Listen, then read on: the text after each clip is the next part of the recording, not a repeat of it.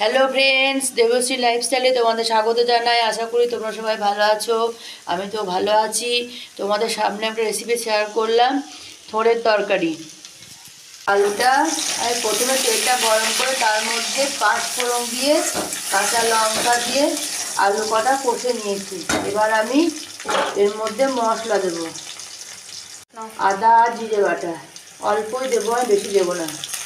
একটা গোটা টমেটো কুচি করে কেটে দিয়ে দিলাম। হলুদ গুঁড়ো, স্বাদ মতো লবণ।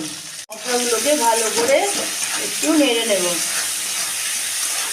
আমি আগে থেকে কুচি কুচি করে কেটে নিয়ে নুন দিয়ে চটকে রেখে দিয়েছিলাম। জলটা বের হয়ে গেছে, আমি ধুয়ে নিয়েছি জলে। এবার আমি দিয়ে দেব। এবার আমি ভালো করে মশলার সঙ্গে ছোটটাকে নেড়ে নেব।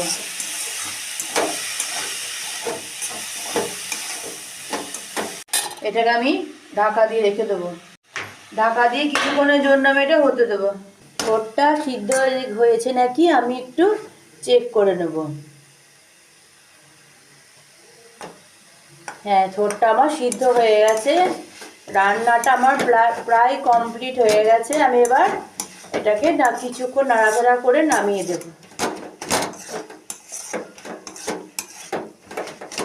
এটা আমার কমপ্লিট হয়ে গেছে। আমি এবার ছোটটাকে নামিয়ে নেব।